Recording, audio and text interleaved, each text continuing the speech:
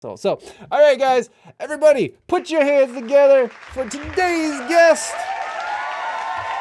Jus Goodie.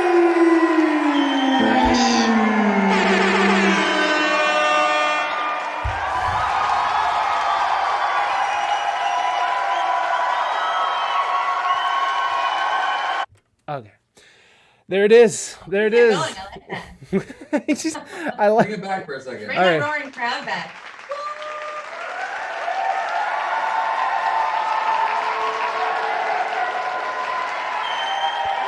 Let 'em hear it!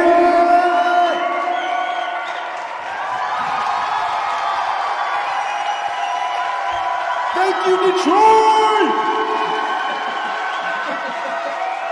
Y'all scream! All right. That was Nice intro. that. Yeah, I think so. I think that was a great intro. You can't go wrong with a crowd screaming for you.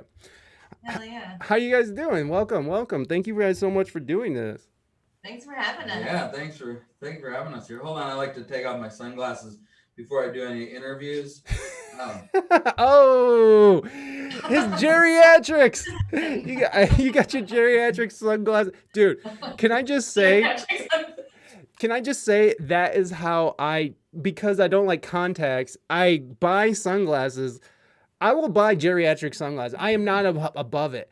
But as long as they fit over my glasses and I can see while blocking the sun because my eyes are sensitive, I don't give a fuck. I don't care. I'm almost 40. Why do I give a shit? Who am I trying to impress? I'm putting on my geriatrics. I'm strapping on my Velcro shoes. And I'm going to be fucking wearing my members only coat all the way to the grave, baby. That's right. I said it here first. Very convenient. You're the last member. Yeah. Yeah, I'm the last member. The last member of members only. So, you guys, I've been listening to your guys' new songs and doing all that good stuff, but I've also been digging deep and I read, I don't even remember where it was, but just, you're from Detroit, is that right? I grew up in Detroit. I was born in Chicago, grew up in Detroit, Midwest. Midwest is the best. No, it's not. It's not the best. No. West Coast is the best. Yes, it is. The Midwest is garbage, everybody. Don't come here. It's not good. No, I'm in Toledo. I don't know if you know what Toledo is. Oh, Toledo. We're very close to Toledo and Detroit. Yes, you're very close to Toledo in Detroit. I used to live in San Diego, and I know you know nothing about me, and that's totally cool. I know, it's kind of cool, actually. It is, because it's just like, we're going to be able to get to know each other, because I'm almost guaranteeing that we know a lot of the same people, just because of what I was involved with in the San Diego reggae scene while I was out there, and Nice. so I want to get to that, but like, why did you leave Detroit? Like, how was your Detroit upbringing? Like, I just want to know your Midwest side here for a little bit. Well, my son, why does anybody leave Detroit? To get the fuck out of that shithole. Who the hell? Yeah, please, I want you to answer, in your own words, but I mean, I have my own opinions, but we're here for you. He had to escape the law, so he had to get out of Detroit. Well, I mean, Detroit's a fine place. I mean, it's got culture, and I grew up like donutting around old Oldsmobiles, rear-wheel drive in parking lots in the snow. Hell yeah! Is that where you learned it? Bench seats, probably. We like rented a minivan once, and he was doing donuts. With the fucking minivan in the snow. That's You learned that nice. from the train. Yeah, Okay, totally. makes sense. Reggae Ponde world, hell yeah, man. Gnome fire. So yeah, Detroit, it had its time, and I spent that. What was it like? I mean, how old were you when you left? Like, did you like play music? Were you a musician in Detroit? I lived in Detroit from the age of 10 until the age of 20. Oh, okay, nice. And were you gigging and musicking? Yeah, well, I mean, I started out. My musical start was even before that because my mom's a musician. So I've always had musical instruments and been singing all around my house and from the time I was born and before, because she was playing the piano while I was in her belly too. So music has always been a part of me, and I I played all kinds of, like, we used to go to nursing homes. My mom would do gigs in nursing homes. Those are some of my first gigs. I actually have a picture of me playing in a nursing home, and there's a woman in a wheelchair in the very corner of the pictures. You have to look for it. She's sleeping.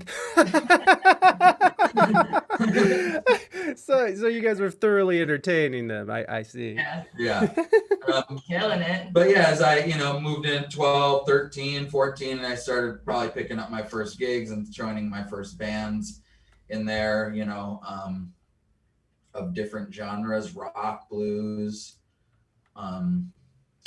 We were very into grunge at that point too. So it was a wide variety of first exposures to actually like being in a band. Yeah, what was the next one? What happened so with music? What happened after Detroit? Well, I mean, what I was asking about Detroit is if, like, is that where you cut your teeth, or did you cut your teeth like in the music grind out in the West Coast? That's kind of where I'm getting at. No. Yeah, I started there. I started at that point. Did you have bands and stuff in Detroit, or was it just like, yeah, a couple bands. Those early years. We played a club called the Black Cat. The Black Cat. I think that's it was in Royal Oak. Yeah, it's in Royal. I think that still exists. I think so. I think okay. Anyways, please. You played the Black Cat and you were rocking. What kind of music was it? It was rock type, grunge. I mean, we were very into grunge at that point, like everybody was. So we were like that type of that style, but a bunch of different things coming into play. But I didn't start my reggae journey really until my life-changing trip to Jamaica at the age of 14, which you can read all about in my bio. Hey. Well, yeah. So you went to Jamaica and you found reggae. Yeah, I remember being in the grill and I had just bought my first Bob Marley Legend cassette tape, and I was looking at it in my hands and I was like, I didn't know that this cassette tape was going to change my world forever, Yeah. Well, I'm curious, like, what was your role in those early bands? Were you always a guitarist, always a front person? Yeah. Guitar singer, wrote the songs. Usually I've always been that person, in those days. The main one I can think of, where there was two guitar player, singer, songwriters, and we swap back and forth. What about you, Zan? What's your musical history? Where are you from, anyways? First of all, I'm from San Diego. Oh, born and raised. I'm a unicorn. I'm a unicorn. Yeah, most people in SD are from somewhere else. Yeah, you know what? I married a native, so. And then I brought her back. No, she brought me back to the West, to the Midwest. It's her fault. Really? Whoa. Yeah. Oh, man. Well, she was over the beaches and the good weather and the mountains and like. It's terrible. We hate it. Yes. She wanted gray skies and terrible weather and bad food and overweight people. Like this right now in San Diego. No thanks. Dude, it was a hard bargain, I'll tell you that, to leave paradise. I was there for 13 years. It was man. Yeah. What part of town did you come up in? I grew up in Chula Vista. Oh shit, what's up? That was awesome. And then my parents at some point in middle school thought it would be good for us to move to the country. Like, what? And so they moved us to Ramona. Oh shit. And oh man, I don't even know. All my brain cells are gone from that time period. I have no idea what happened, but I haven't been back since I graduated from high school. So. Oh really? It was that fun, huh? It was that fun. Like literally the day of my graduation, I had a VW bus, and I was like, I was just like shifting out of town, like bye Ramona. Yeah, I like. you know what? A lot of good stories that I could never tell, but it was awesome. And It goes down in Ramona. yeah, man, and it does go down in Ramona, and I love all my friends from Ramona, and we all still keep in touch and stuff. But I like literally have not made it back up that hill. Yeah, I mean, for a very long time. There's not much out there. I'm like, you gotta come see me, come to the beach, man. Like, no. Yeah. I mean, I spent a lot of my teenage years cruising up and down the Poway grade, going to the ocean. I was like, I gotta go to the ocean, man. And then we would go up to Julian and like sled in the snow one day, and then down to the ocean and swim in the beach in the ocean. So that was super cool. You're making me and miss. then I right after high school, I moved to San Francisco, and so unlike Goodie, I did not really grow up in a musical household. I was born singing, and I wasn't really surrounded by anyone musical. Except that my parents were like super hippies, and they used to have like a spiritual center at our house, and they played what's called bhajans, and they had all these awesome Hindu instruments, and my dad would play these like little drums. And what's it called? Cool. Bhajans? Bhajans, yeah. Bahjans. And they would sing like Hindu songs. That was actually super cool. I was around music, but I had no idea what anybody was talking about. But I was just super self-inspired by music. I started singing like as soon as I could speak words. And after high school, throughout high school, I was always like singing little coffee shops and doing stuff like that. But I wasn't really guided by many musicians in my life. It's so cool to talk to Goodie about this stuff because he was just surrounded by music, and like, man, what if I had that, you know? But here I am many years later, and I'm surrounded by music, and I'm living my dream, which is super cool. But yeah, after high school, I moved to San Francisco, and I sang in a reggae band. I learned how to play the steel drums. That was really cool. And I had a corporate job, so that was rad. It paid the bills, and then it was too cold in San Francisco, so I had to quiet. So I had to move back to San Diego. Where'd you live? Hey, Jazzy, welcome to the show. People, they love dogs here on Twitch. For whatever reason, cats and dogs are like the greatest thing in the world. Maybe we can get her to make dogs love Zoom calls. Every time yeah. The dog barks. They're just like, I gotta bark at that little thing there. I gotta.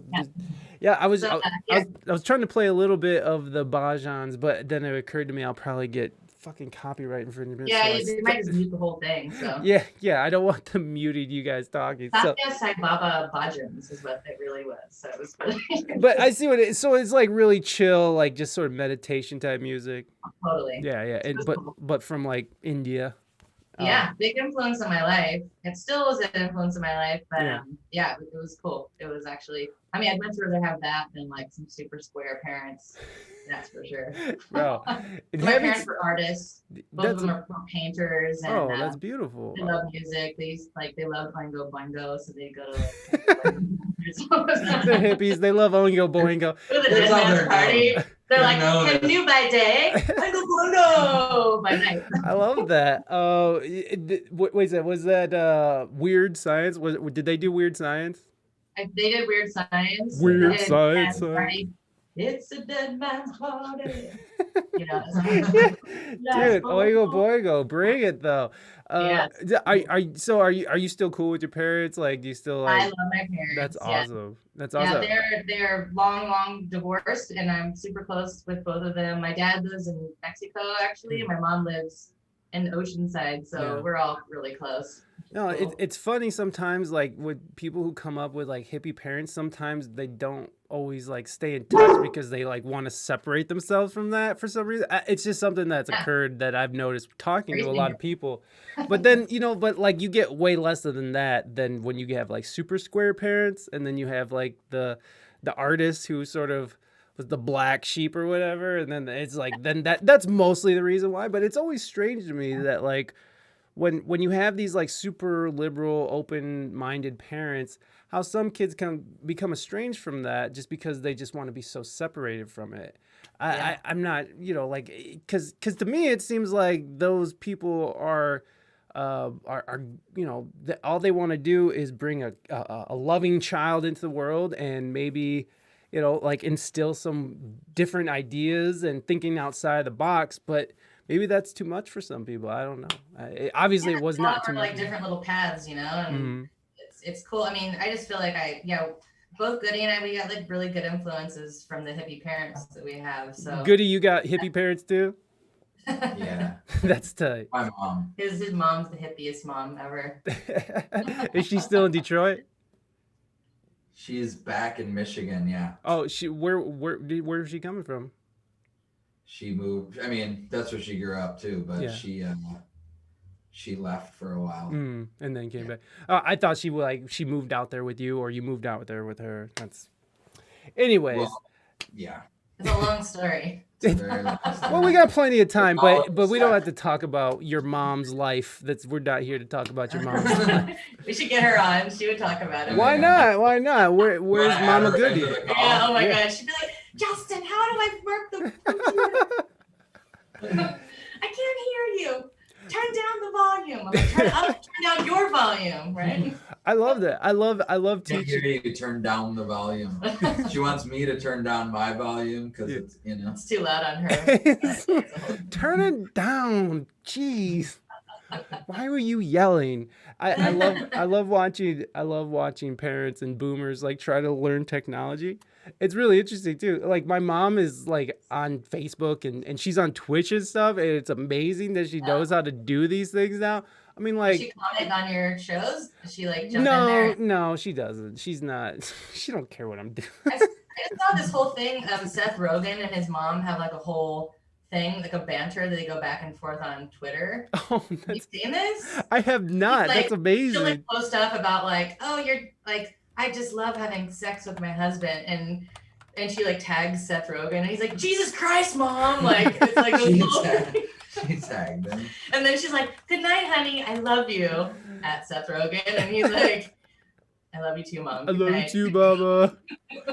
Well, I love that. Oh, actually, my wife's reading Seth Rogen's book right now, and she was just saying he has a lot of Jew jokes. There's a lot of Jew jokes in his book. That it's Seth Rogen's book. I don't know. What is that movie? We just watched that Seth Rogen movie about his grandfather coming back. Oh, the pickle one? Oh, the pickle! Yeah, that was actually not bad, huh? That wasn't a bad I thought movie. it was going to be super weird, but it was actually enjoyable. Yeah, it was a good little storyline, and my mom would actually like that movie. Cute. It was cute. It was cute. It was cute. And then he even went to that little plot of land, and he was trying to clean it up and stuff. Yeah. It was like it was a very nice little story. He's so wonderful, that Zach. That's Seth. That's Seth. That's Seth. He's just so lovely of a person. Tammy, how are you? You cannot claim boomer like that because you're on Twitch. If you didn't know, if you were that big of a boomer, you wouldn't know how to use Twitch. You'd be like, wait a second, what's going on here? I don't know. I mean, if you're on Twitch and you're commenting in the chat, then you are beyond that. You are super boomer.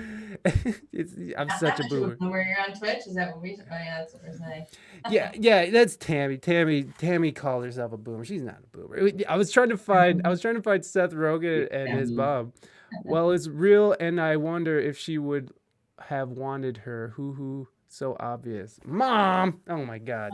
So that's your mom. Hi, Mom. Hold on. Let me and I'll That's bring hilarious. you guys in too. Why not? Hold on. Nice. Boom. Where is it? No. Gnome fire. There we go. Gnome Fire. Gnome Fire is I know Gnome Fire from Aaron Goldberg, but Gnome probably knows. Gnome's probably just in the know-how because there's a lot of people who like reggae on this platform. I actually, it's really weird actually because I was on this DJ who's based out of the Bay Area who was talking about Carlos Culture when he passed away. Oh, by the way, everybody, this is what we were talking about the tweet. Oh yeah, look at Seth Rogen's mom. Mom. That's nasty. If my mom was posting shit like that, I would probably be shit talking her too. Yeah, so obvious. anyways, but no, it's really interesting how big of a reach that the San Diego music scene, especially in the reggae scene, has on the rest of. I mean, because I talked to who was it? He was on the show. He's a reggae guy out of Florida. Oh my God, he was my own guest. Anyways, he knew. Lanzo, I'm sorry. He's a radio. He's a DJ. He's a DJ. Lanzo. Not Culture. yes, exactly. Lance. Thank you, Lance O. Thank you, Goodie. You're just like Lance O. Lance O, stupid. I love that you, but Sir you know, Lancelot. but you knew exactly As who they I like was. to call him. Hey man, he is awesome. I love that dude. That dude is so awesome. But He- oh, go ahead, please. Now he's like reggae Santa Claus because he got the full reggae beard, Yes, reggae white Santa. reggae beard, and dreads. Hell He yeah, man. looks surf too. He has like Rasta surf. Yeah. He has a whole thing going on down there in Florida, man. Like I talked to him and he was talking to me about how he got caught down in South America for like months during the pandemic because that's just what happened. He was just down in South America and the fucking pandemic swept through. And now he's in South America for like months. And like Wow. we had to reschedule our podcast like several times because he was having such a hard time getting back into the States. It was not, Wow. it's banana. I've had few people on here during the pandemic being like, I was out on the road and fucking, like this one cat was out in Germany and he had to get back to Latvia.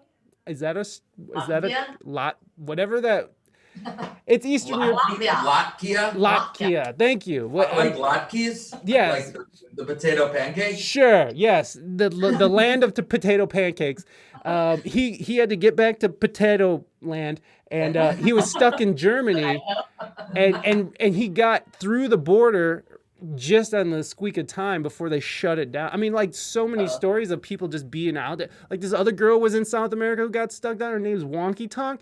She was down there on a fucking ayahuasca journey, and she got stuck down in fucking South America, fucking trying to find herself. And I mean, it's insane. It's insane.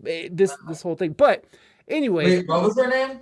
her name's Wonky Tonk. She's out of Kentucky. Wonky Tonk was on a ayahuasca journey? Yeah. Damn, Wonky Tonk. Yeah. For real. That Yeah, must have been crazy. yeah, she was pooping and puking, in front of other people. No big deal. But the whole reason, That's a big Wonky Tonk. yeah, hey, she took a big Wonky Tonk. She did. She. The reason why I brought up all of this was to talk about Carlos culture and how big of an impact the San Diego reggae scene has on the rest of this country, especially American-based reggae. But like how many people knew Carlos culture when he passed away and was given props to Carlos. I mean, it was really touching. I don't know how close you guys were to Carlos. I loved Carlos. When I lived there, I lived down the street from Winston, so I was there all the time. And he was on my podcast, so like he's not, we weren't like best friends or anything, but like, he was a friendly face to see anywhere we went.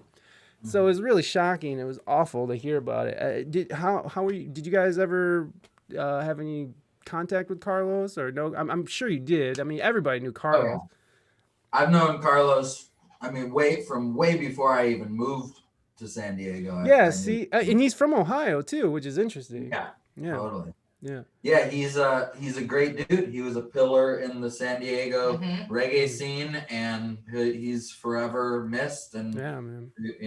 Yeah, ever since I was like a little kid, it was all Carlos culture. Like, I mean, growing up here, and he was a pillar in San Diego, and I always will be. I I mean, think he was a like, bridge he's for just- so many bands, for Yeah. so many events. He's a good dude. Like he was Good-hearted guy. yeah. Yeah, exactly. So Yeah. that was a big loss Yeah, for absolutely. reggae, American reggae in general.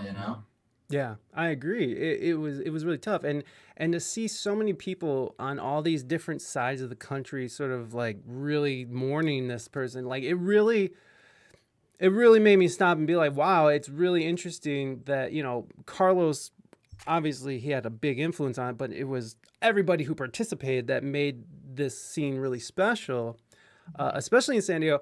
What do you guys see in the San Diego reggae scene that you don't think that exists in other in other cities or shit, and even in other countries. I mean, I just think it's like where we live a block from the beach.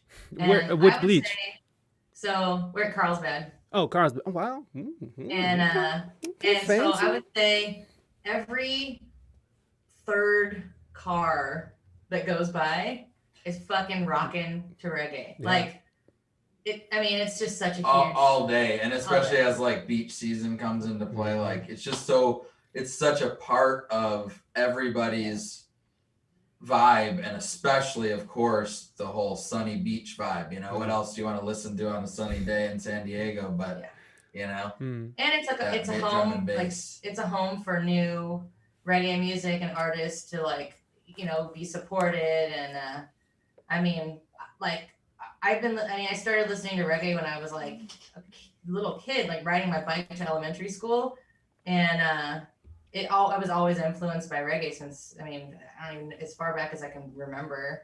And it is San Diego, I think, you know, in Southern California specifically, there's just such a huge reggae presence, which is cool. I'm not sure how that all happened, what the history of that is, how it all became what it was, but. Well, I mean, growing up in Detroit, reggae wasn't like, people weren't playing reggae. People weren't listening to reggae. It wasn't. And so when I really started to like dive into it, it was like non-existent. It was really hard. No, we got the Juggalos, and Kid Rock. When I was like, I remember very clearly.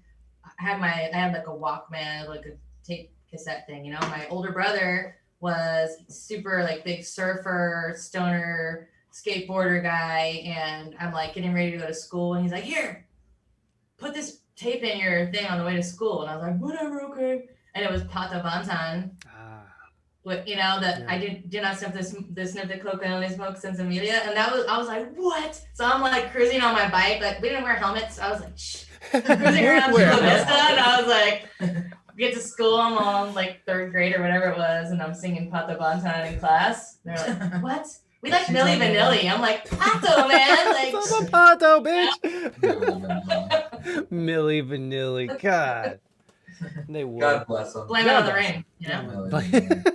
Yes, blame it on the rain, indeed. That fucking. So I don't know. I mean, I think San Diego is just a special place for. Yeah. Well, I'll tell you what. San Diego and Southern California have really made reggae their own, you know?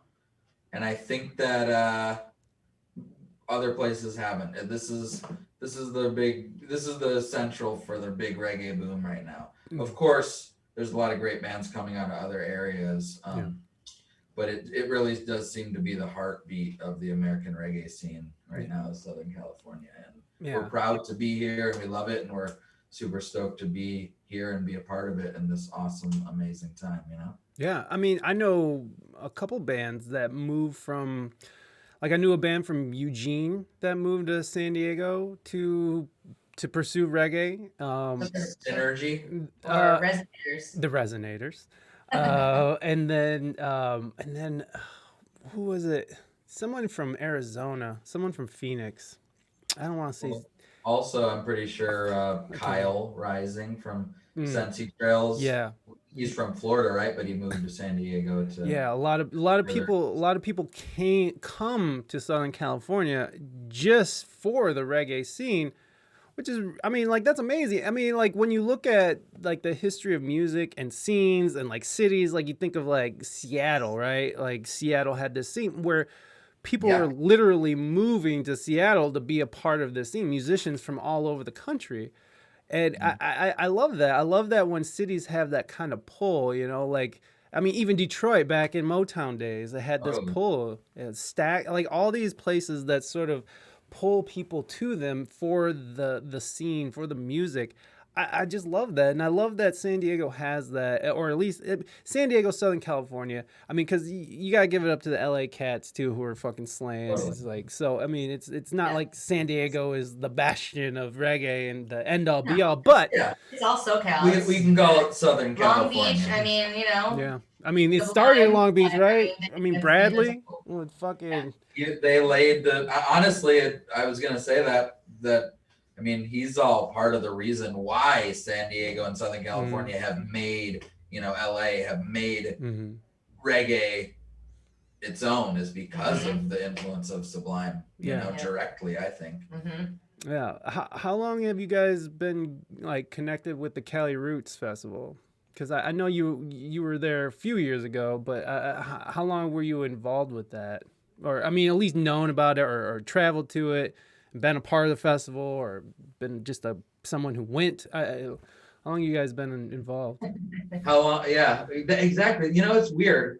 I feel like, so the second, well, let's keep going with my journey. Sure, yeah, let's go.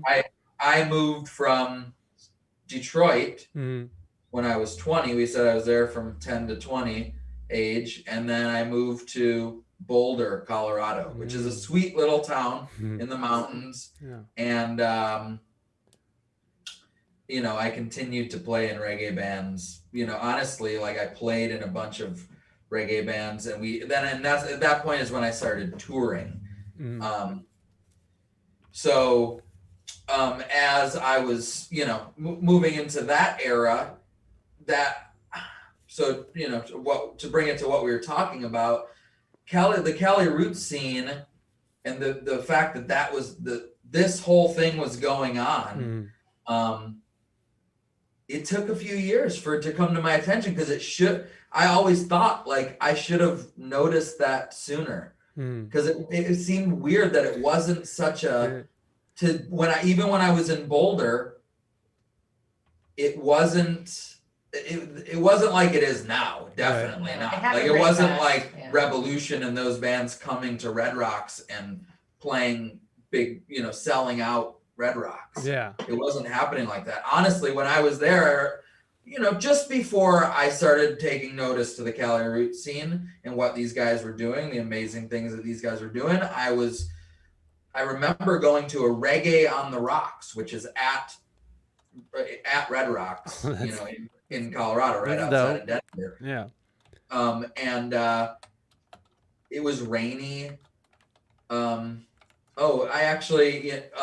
I think that was the Reggae on the Rocks that I got up with Matisyahu. Oh shit, nice. Yeah. And it was half full, it was rainy, and I remember hearing somebody say like, man, if this keeps up, Reggae on the Rocks might not continue, And the next year, I'm pretty sure it was Revolution selling like big, and they were like, okay, now we're starting to put the American reggae bands on. Yeah. Because I'm pretty sure before that, they were trying to sell it mostly on just the Jamaican reggae acts. Right. So it's like the crossover market really pushed everything back into it. I think, I honestly think, thinking back on it, I haven't thought about it in a while. I think that year that I'm talking about, I think it was only one day, because it was already not doing great. And they've always done 2 days. And I think that was the one year that they only did 1 day, and it still was not great. And that's why they were saying maybe it might not continue. And then the next year is back to 2 days, Revolution, everybody sell out both days, and it was back full force. And I think that's when I really took a notice to, oh man, these guys are doing great stuff, amazing, like saving reggae music at Red Rocks, at least, for that, in that instance, So yeah, that was the moment. And then I think the next year, or then 2 years later, I played it with E.N Young.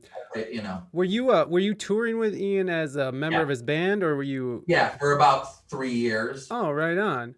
Okay, then we might have played together then. Maybe even 3.5. We might have gigged together then.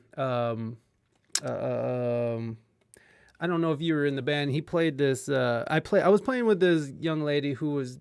She's out of the game now, but her name is Janelle. Janelle. Oh my God, come on. I know, Janelle Phillips. Thank you. You're like, I know.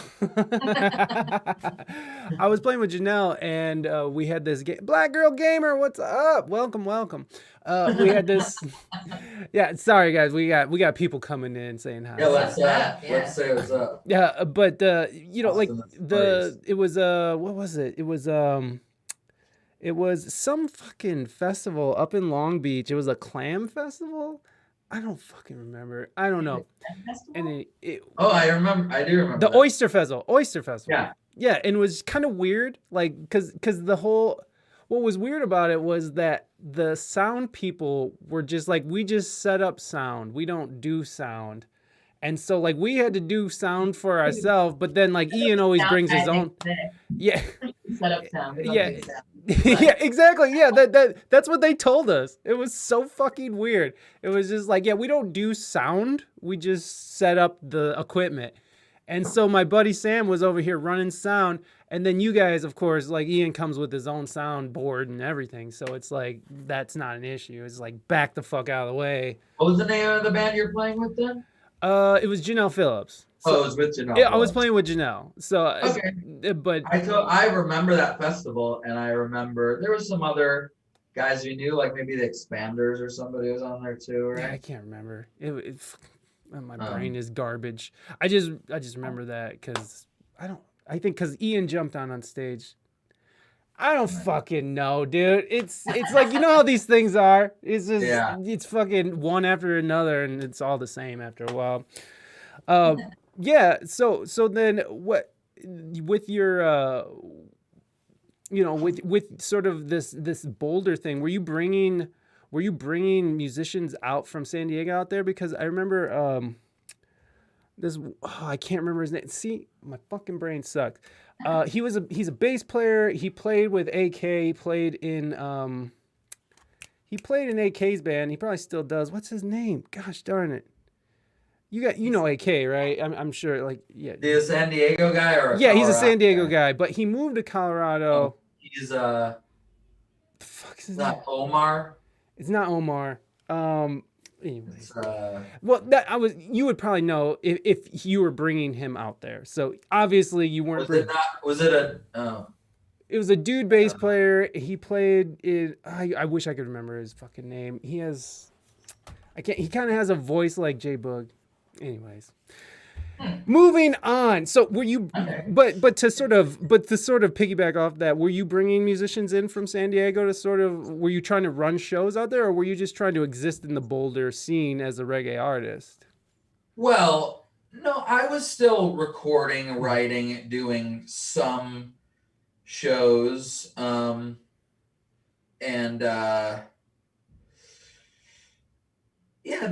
I wasn't flying anybody out from San Diego. It's not Donnie that you're talking about, is it? It might be. Donnie's a drummer. Oh, though. No. It's San Diego cat who was. He had his own band too. Colorado for a while, but anyway, I was doing. There was still music festivals and stuff happening there out in there, and then we were playing all the ski towns and stuff, and like. I like to snowboard, so we'd like go up for a weekend, and they'd always give us free passes. There was actually some cool times and some really cool shows to be able to like travel to like Steamboat. They have dope hot springs. Hell yeah! And then we'd get like I remember. These guys like to like party crazy. The club owners up there, in the ski towns, they got like late night be partying and like get us food and all kinds of stuff. And, oh, you guys want the medallion tomorrow, right? Which is like. The lift tickets that can be passed around to anybody, a medallion, Yeah. Oh, you guys got the medallions. You have a handful, like 5 medallions. Here you go. We all got it. Go snowboarding the whole next day. Dude, that's nice. Yeah. There's a lot of perks to that whole time. Hell yeah. Too. So we were doing like Colorado circuit. I was doing New Mexico sometimes too, and then, within 2 years of that, of me seeing that Red Rocks and then it moving into more of the Cali roots thing, within 2 years of that, I think I then joined Ian's band and was traveling at first from Colorado to San Diego, and then I just stayed. Yeah, like there's no sense. No sense. So did you record with Ian first, or did you play with him first? The initial meeting of Ian for me was my reggae rock EP that I did at Imperial Sound Studios. Okay. And then from that you just sort of built a relationship with Ian, and he was just like, oh, I know a good guitarist. Well, it was quick after that. He was setting up his band that while we were recording, and he was telling me all about it.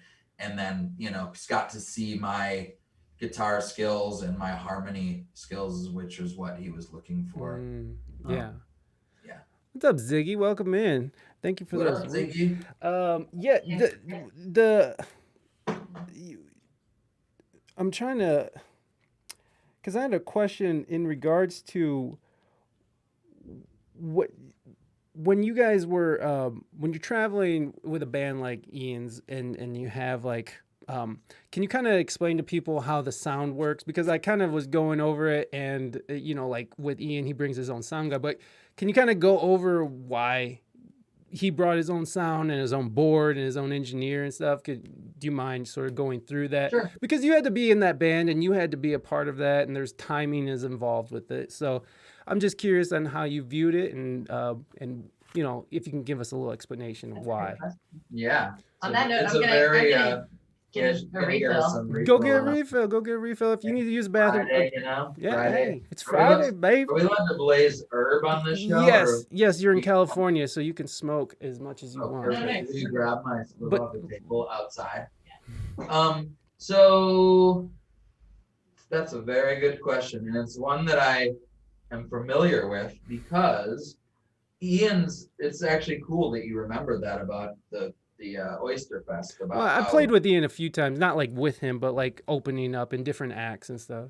Sweet, yeah. His setup is tits, and it's Absolutely, absolutely. it's a setup that a lot of people use, Mhm. and it is, I think, the wave of the future, which is why I am running my shows very similar. I got the sound setup. I committed to doing that Nice. as we were moving into actually out of the pandemic and into doing live shows again. Right.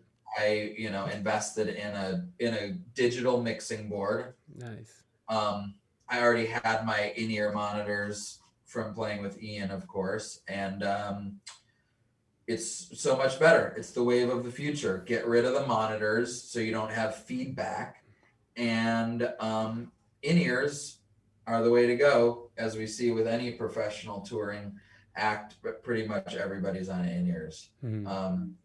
So it isolates the sound, it gets rid of feedback because you don't have any wedges on stage, and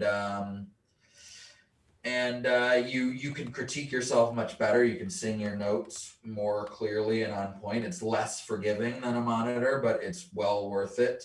And you run everything off of a iPad because it's a digital mixing board. So all you need is an app on the iPad, and then you can run front of house sound with an iPad, and it helps to not just give that iPad over to the house sound guy. It really helps to bring your own sound guy to handle all that stuff, which is always better anyway, because the end result is what they hear in the house, and the only way to make sure that that's top notch is to have somebody that's there's a member of your team. It's almost like a band member to have them be out in the crowd making sure that sounds the best that it can.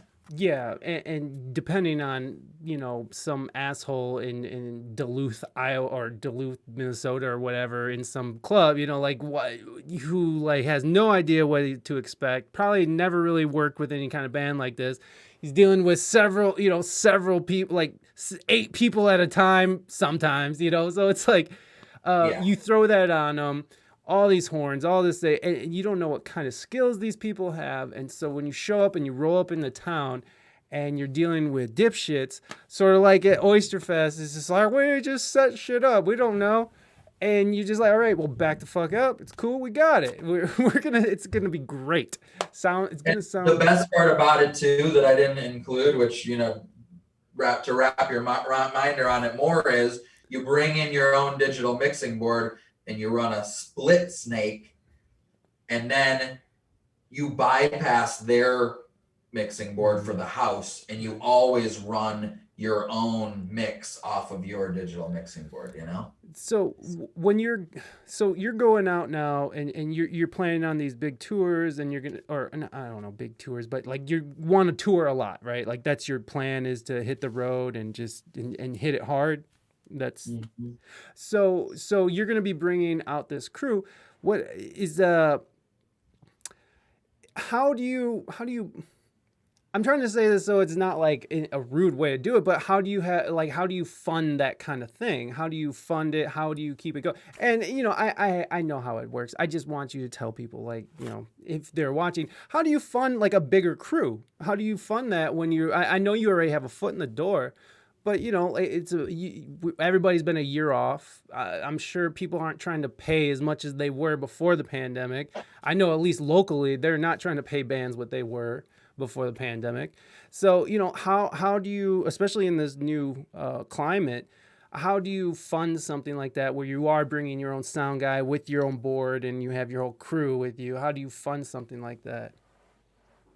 Well, The mafia. The mafia. You sell lots of drugs. I don't know. it's yeah. Here's the overall answer is you run it like any business. You use some credit cards if you have to, and You make it happen, goddammit. you get make it support. happen. Usually for the happen. love of the music, You work 16 or 18-hour days, and you do a lot of the heavy lifting yourself, and you find good partners to help you out along the way, and Look for investment. Who does who's running booking then? Are you guys doing the booking yourself, or do you guys have someone? We have a few different people who help out, but we're actually shopping for a good solid booking agent who wants to get creative with the booking, because it's an ever changing time, especially now. Yeah. But we've set everything up within all that sound setup that I told you about. Also, we're set up to be very versatile, so we can do full band shows, we can do it pared down, we can do acoustic shows. We travel with our own sound system. It's a good sound system. I made sure awesome that it was top quality. We can put on our own mini so festival. basically we're a party all in itself. Party on wheels. I also DJ and select too, so if you need a built-in party with a band and a selector, we'll do it all. We can. Goodie's got it. Goodie's got it. Goodie can hold it down, man. He's so talented. I mean, he can literally play any instrument. Nice. And sing and I mean, dude, that whole crew, that whole I feel like most people in the San Diego reggae scene are pretty versatile. A lot, I shouldn't say most. That's bad, but a lot of people are very versatile. They can jump on whatever instrument. They can sing. They can do the whole thing. Like when I look at again, I'm bringing up AK, but when I look at someone like AK, who is just everything. He fucking just murders production. He murders vocals. He's just good at everything. I feel like that's and that guy snores louder than anybody I've ever humanly That's also heard. his other talent. That's his other side talent. His other talent is snoring. Him and Danny Dread in a room together is fucking. You're not sleeping. It's not happening. We were in the bunk room in the bus, sleeping, and we had to kick him out, and he had to go sleep on the couch because nobody could sleep because it was so fucking loud. Sorry, AK, if I've embarrassed We gotta you. get him If you see this and I've embarrassed you, very sorry. I had to tell that though. It's funny. You posted it on Instagram. Oh yeah, Sure. I posted a boomerang of Dude. I didn't know that was even humanly possible. No, I traveled with him, and because I was playing with Skank's Roots Project too, which I don't even think we're a band anymore. I don't even know what's happening with them. But we went to Utah and did the Royal, and then over the Lighthouse, that little trek there. And my God, it was him and Danny Dread, and fucking no one was sleeping. No, it was just they were in competition with each other. Oh, yeah.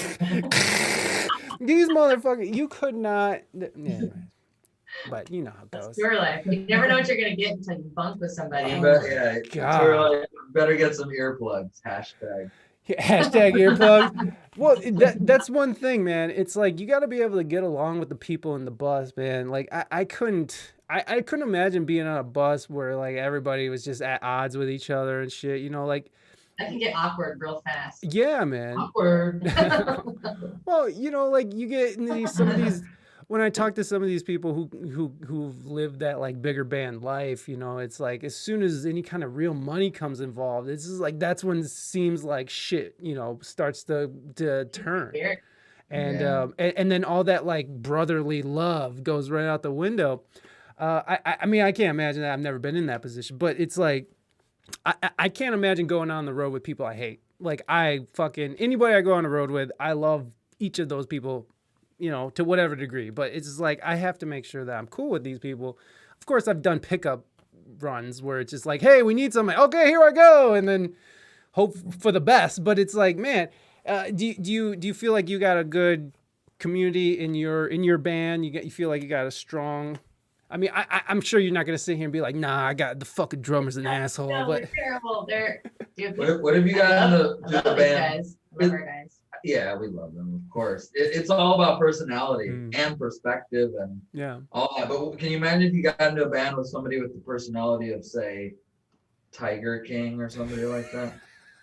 Tiger King. All hopped up on meth. And, The Oh Tiger my King. god. Or like Carrot Top, you know? Like, Carrot Top. He's, what? no, he's like, He'd be ah, hilarious. he's like annoying. You're like, shut up. no, I mean, but you know, that's hey, what's up, Wild but Sober? Welcome in.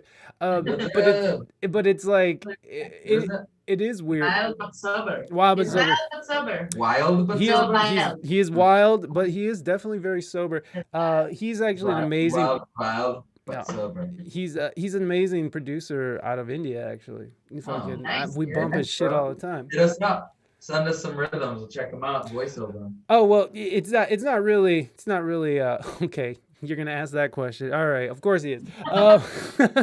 But it's like I don't know, lo-fi-ish type stuff. I can't. I don't know. Anyways, We're down. Let's do it. Yeah, it's man. like we're in. Yeah, I mean, Okay. we love all music. We don't, we're not just like playing reggae. I mean, we Right, you guys do a whole variety of stuff, and we want a side gig where we can like, have like A actual. country band. We want a country band.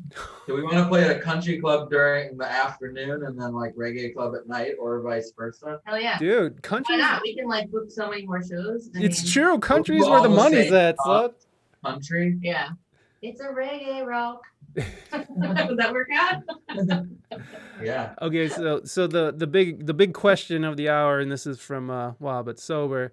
Are you waffles or pretzels? Now, not those little crunchy, shitty little pretzels you can get at the dollar store. I'm talking about like a nice, warm, soft pretzel that you could dip into like cheese or whatever the fuck you want. So waffles or pretzels? Oh my Go. god, I'm on a no carb diet right now, and this is a terrible question for me. I can't handle it. I don't even know. Really? I would say pretzels, warm pretzel dipped in cheese right now. Mm. I'd probably choose over. I have a really Just right at this moment, or for the rest of your life? Well, Yeah. I mean, what's your personal preference? Your life preference? Yeah, this is it. Whatever you say next is your whole life. Sugar, salt, huh? Yeah, sugar or Well, That's the salt. question. If we Sugar, both choose salt. one, we could share it. Ooh, so Technically. Well, I'd say probably right off the bat, even though it's probably pretty close.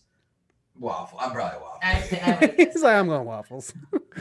You I know mean, what? waffles are so versatile too. You can have them It's true. with some syrup Oh and yeah, he puts like some hot ham on it. stack You can of make a butter, waffle sandwich. melty butter, Yeah. Did you dip waffle Also, and cheese sauce? fry with fried chicken. Mhm. Yeah. Okay, yeah, maybe. There you go. I'm You're so right. hungry. You're right, though. You're right. Waffles are very versatile, but because there's so much sugar involved with waffles, I have to go with pretzels, just because sugar is the devil. It I'm a sugar addict. Oh. Hi, my name is Zan. I'm a sugar addict, and is. Yeah. I'm really trying to stay away from sugar as much as possible. It's awful. It's awful. Very hard. It's terrible. I did a juice fast back in April, and like it was 10 days, and I had that choice. I was at the road where it's like I could just remain keto and fuck sugar and fuck all that bullshit and just stay on it, or I could just be a fat ass and just eat whatever I want. Which like the next week I was going to San Diego, so it was like as soon as I got there, it was just like fucking burritos and fucking carne asada fries and shit. It was like it was over, dude. Like fucking. It's so hard. It's very hard to find the balance, you know. Like San Diego. How do you how do you guys Come to San Diego and for the reggae and stay for the warm tortillas of Old Town. You know that South Park episode? Yes. Whacking it and jacking it in San Diego. Whacking it, jacking it. That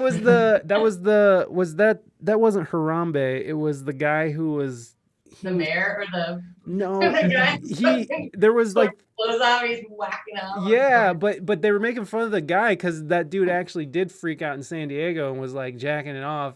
But he was on a bunch of drugs, and he like there's a video of him standing in the corner naked. Was he involved in politics? Yes. He was. He was involved with raising money for a warlord that was recruiting children or something. What? Yeah. Yeah. What? And then he just decided he was like warlord politics or whack it in the streets of San Diego. Whack off. Whack it. Yeah, he's like, which we're all grateful for because we didn't want him with the warlords. We'd totally rather have him whacking it in this random street of San Diego. It's totally fine. I think go to Old Town and get yourself a warm tortilla. Well, that's what the mayor says. The mayor pipes in and says, "Welcome to San Diego. From the warm tortillas of Old Town to the sparkling waters of Mission Bay, check out our sites. And afterwards, why don't you try whacking it in one of our city streets?" Oh my God, South Park is so my good. Favorite South Park episode. It's so good. I mean, it's just like that show has just remained fucking hilarious for forever. Like and it just hasn't stopped. Like Simpsons fell the fuck off. Family Guy fell the fuck off. I mean, yeah, you can't be too mad at The Simpsons because how are you going to do like 30 years and not fucking repeat yourself or get a little stale? Yeah. Oh. But these guys are like 20-some years in and they are like it's still fun. Like those specials. Did you watch the pandemic specials and stuff? I haven't seen anything. What's the most recent one? I think it's the Isn't the there vaccination, like a special? Yeah. The vaccine special. We haven't seen that one. We better watch that. It's insane. It's just like they're like to be able to maintain that kind of creativity and shit like that's nuts to me. Like we watched South Park, the entire everything from start to finish, every season 4 times at least in the last couple of years. Like because it's on Hulu, so just like throw it on and let it play. Yeah. It's one of those shows, right? Because you always catch something funny and it makes you laugh, even if you're doing something. I'm kind of ready to switch back to South Park. South Park. What do you guys? A lot of yelling. There's a lot of Cartman yelling on South Park. I think I tried to do that, and you were like, "Turn that off," because Cartman was yelling. Do I sound like Cartman? Yeah. Turn it off. What are you guys on now? What are you watching now? What's your like go-to? Seinfeld is like I don't know. For some reason, I feel like it feels like it's I don't know. It's just it's the whole East Coast, Midwest.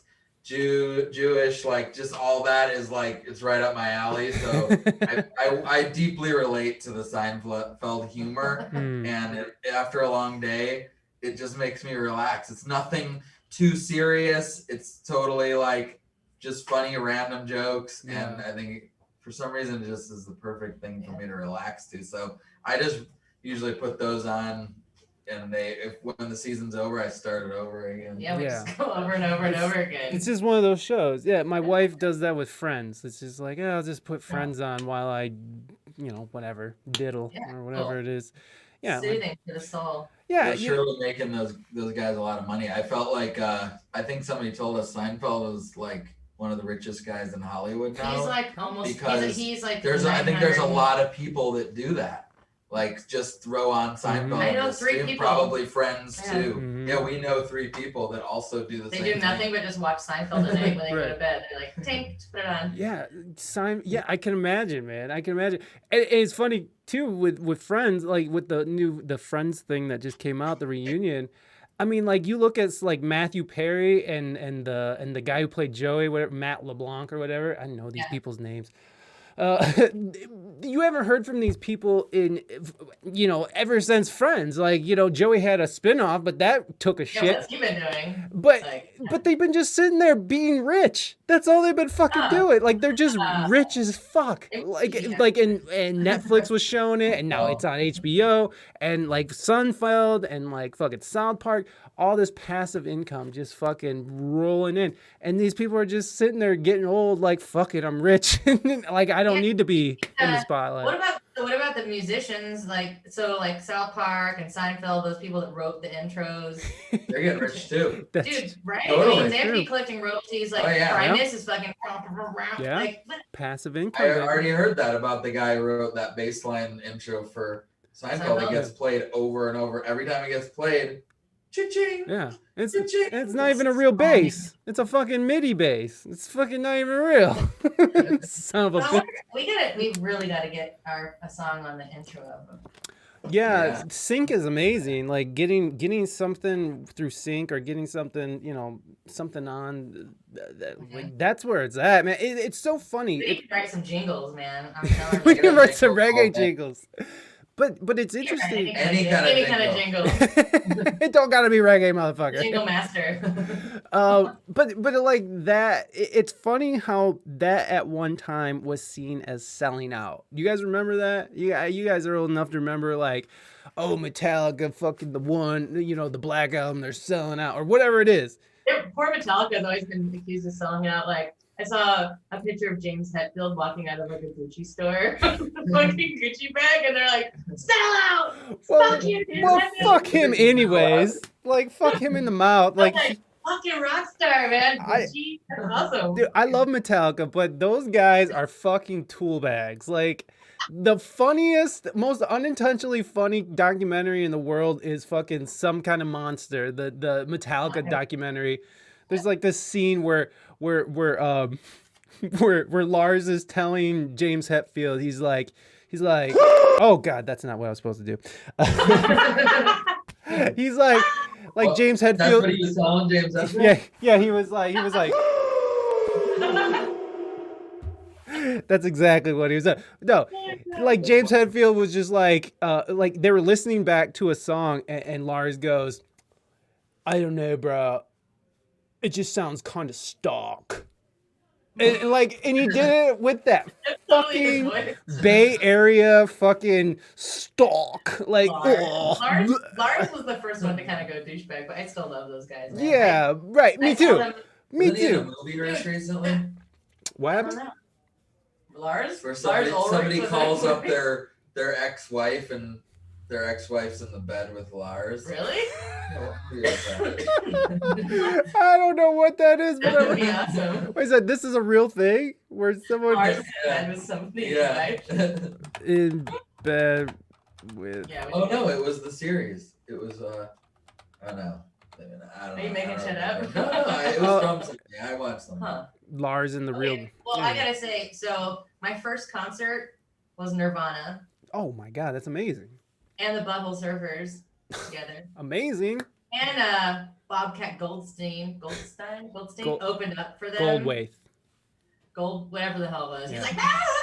I remember him talking about that and how big of a disaster that was for him. Oh, there was like a kid. Bobcat. The reason I was saying this is my second concert was Metallica. Okay. And Brownfield in San Ysidro in San Diego, it's like 2 miles from the border. Right. Or 1 mile.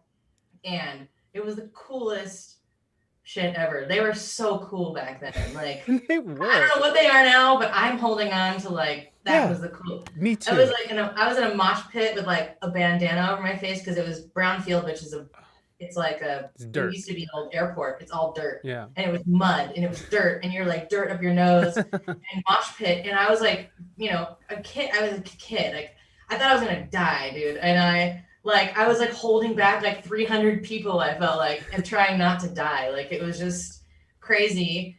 And then I look across the mosh pit and like one of my oldest brother's best friends like looks at me. He like sees me. He's like, Zan, what are you doing in here? And I was like, help me. I'm gonna die. But it was awesome. I was That's like, amazing. Metallica! Metallica! It's all for Metallica. I had a black eye on that during that concert somehow. Somebody was crowd surfing. They hit Oh. you right in the face with their boot. Like, Well, I'm glad it wasn't someone just coming up and punching you. What's up, MMA Mark? Welcome in, buddy. Goodie, what's your first concert experience? I was just about to say, her first concert experience is way cooler than mine, I think. Cooler than mine. My first concert was Huey Lewis on the News. Oh shit! Out in the street, they call it murder. I actually still love Huey Lewis on the News. I'm sorry. You still love. Oh yeah, Huey Lewis in the News is fucking incredible. You can't shit on Huey Lewis in the News. They fucking. I can't look. I can't sing. I'm not a singer. I'm a background guy. Anyways. Yeah, what do you play? What did we talk about this yet? But it's not about me. But I play keys and guitar, bass, and I just recently got a Roland V drum set. Oh, Watch out! Very nice. Hey. So you're like an AK type. AK can sing much prettier than I can, and AK is probably a little bit more versed on certain things. But no, I'm not. No, AK. If we need you in a pinch, can you fly out? Sure, yeah, why not? I'm fucking. Yes. I'm in. Yeah, no doubt. Lewis is If you guys ever come out to the Midwest, I can put you guys in touch with some promoters that I know. It's not all, but like I know the hippie. I know I'm really cool with the hippie scene here, and reggae and hippie go together really well. Yes, So, they do. so yeah, love well, We're- like it's we're- like jam band type stuff. Dude, you're from the Midwest, maybe but Goodie, have you ever heard of acoustic hookah at all? Oh yeah. Yeah, wow, that's incredible. Yeah, so like I knew I was gonna know what you were talking about. Did you? Yes. Did you know already what I was about to ask? I remember being up in Mount Pleasant at Central Michigan University with friends Mm-hmm. and going to see. I think it was still when I was in high school, but we had like some college friends. We felt cool. Yeah. We went up to Mount Pleasant and saw. I think I saw him acoustic hookah Hell yeah. in Mount Pleasant, That's crazy. Michigan. Hell yeah, man. Dude, they're Many fucking years ago. those guys are fucking like it's insane to think that those guys got as big as they did regionally and never went anywhere else with it. And there was a lot of financial things that went into that, but like I don't know if you ever heard of Hookahville, but like Hookahville was like this huge. Yeah, I'm forgetting about all this stuff. What was that? That was their festival? Yeah, that was their like. They just had one over Memorial Day back from pandemic. It was their festival, and they would bring in like Derek Trucks and Robert Randolph and fucking War and Bob Weir and Rat Dog and all these amazing bands they would bring through, and they had just such this huge thing. And for them to sort of, they didn't fizzle out because they're still going. And I'm not going to shit talk them because Dave and Ed have both been on the show and they're very gracious with their time. But fucking, they had such a reach. I mean, they played Winston's for God's sakes, like which, I'm not saying like if you play at Winston's, then you're a made band. But I'm just saying Cool. If you play from the Winston. Midwest to Winston's and having that kind of reach, being able Well, to what play. kind of draw were those festivals? At the peak of those festivals, they were like 10, 20,000? Yes. 5,000? Yeah, about 10, 15,000. Yeah. And so There you go. So that's what you're talking about. Yes. That's your point. Is that they were playing to 10, 15,000 in the Midwest and built up this very regional, super strong fan Right. base, and then but never wanted to tour out. Well, they beyond did. that. They did So- want to, but they there were some financial missteps that happened that sort of made a lot of waves within the band. Finances, as soon as finances come into play, fucking, that's ugh. It's Yeah. awful. It's awful. Like when you think about like with Tribal Z's and fucking Ian, like Ian put a whole fucking post about it, so it's very public. But like as soon as money came into play, shit fell apart. Well, obviously it didn't fall apart for those guys. They just moved on. But and it didn't fall apart for Ian. I don't want to say that Ian's career is over now that he's not a part of Tribal Z's. I'm just saying that that's It where. affects people, and it affects people in all kinds of Yeah, different and it's really ways. shitty. It's just business, It but is. end of the day, like there's still like some human aspect that it just messes up your life in a lot of ways, and it can also make you really successful and do great things. But you should do great things with money instead of, Yeah, fighting. getting weird. Don't get weird. It's like, just don't get Well, I mean, weird. yeah. I mean, number one, every situation has many, many sides and is always open to perspective. Once again, it's all about perspective is what I've found in life. That's almost above, it seems to be above everything. It's just the perspective that you're given, which is, perspective means that everything that you've gathered from the time you were born until now is your perspective, So it's like, there you go. Everybody has a different perspective. Some is more drastic than others, and every situation has so many different opinions going on. Sometimes it's hard to know what's the truth, or even what is the truth. Who's judge of that? Because everybody's truth is different. Who's the overall? Who says overall? So Like judge and jury in this world, yeah, exactly. Like that song. I love. That's my favorite line of that song, actually. Yeah. So yours, mine, and the truth, right? There's three sides to every story. Yours, mine, and the truth. Yeah. Yeah, absolutely.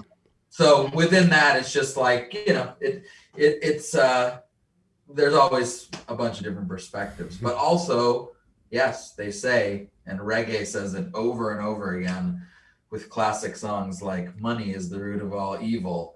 They say it over and over again in many different ways, and money can definitely make friendships end. That was a Peter Tosh song as well, and it's a shame. Well, we've all experienced that. We've all experienced it. Yeah. It's. And I feel like the way to avoid that is just being the best person that you can be and bounce shit off of people. Like, don't always try to draw your own conclusion. Once again, perspective. I'm like, am I nuts? And you're like, yeah, you're nuts. You're nuts. I'm like, thank you. Okay, be open to like feedback from people around you. I think a lot of people that just hold on to their own perspective, and that's it. And no conversations outside of that. Like you just close your world out, right? It's easy to get lost. It's easy to get lost, and I think what you can just open your mind and like take some other perspectives, and you can learn from all the people around you. I mean, we have all experienced so many crazy things in our lives. Why not share the knowledge and absorb it from other people? Like I mean, from like my own life, I'm always like, I want to learn from other people's mistakes. I think that's like my number one rule, and I've always said it since I was a little kid. Rather than your own. Yeah, I'm like, I'm not trying to fuck things up that much in my life. I kind of want to learn from what you did, and then I won't do that. Thank you for that. Yeah. So, no, that whole idea of truth lies in the middle somewhere, and like perspective and who's right, who's wrong, and who's the authority on who says that, and I mean, just when you think about when you zoom out even more, and when you look at like social media, and when you look at like how toxic that could be, and how like certain conversations can't be had because it's offensive to somebody somewhere, or whatever the situation is. There's this lack of communication. I think it's coming from the top down. I mean, from our government, who can't fucking communicate within itself, to fucking how we communicate with fucking our media, with our social media, and how we communicate with friends, with our family. Yeah, it's all there's become these barriers between how we communicate with people, and it's these fucking screens, and it's like I don't know how to get past.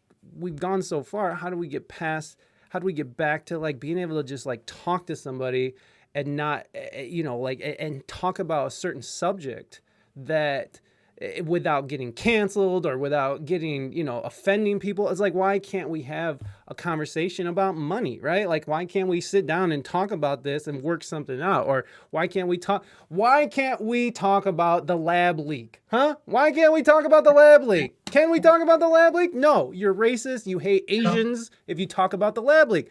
Oh, guess what? Now the lab leak is a viable option. I'm sorry. That just squeaked out. We don't even know what you're talking about. You don't know what I'm talking about? The lab leak? Is that like WikiLeaks? No. I'm talking about the coronavirus and it being the lab leak. Yeah. Yes, the lab leak. Yes. You might have heard something about it in the news, or you guys might not have. I mean, you got. No, we did. I did. Yeah. I heard a bunch of different stuff. It's really hard to know what's real and what's not. Exactly. And that's my bigger point here is like, what is real? What do we even know? How can we even confirm anything anymore? Where there's so many people talking, there's so many voices out there. How do you distill down what's true and what's not? Mhm. I mean, how do you guys do it? We talk a lot. Yeah. Exactly. Exactly. But sometimes you can't talk about some things, you know? Like more than like last month, we weren't allowed to talk about the lab leak, or else you could be taken off of YouTube. You could get it demonetized. Facebook was telling people that they were blocking their stuff. They were blocking people's posts and stuff. And this is just an example, though. You know what I mean?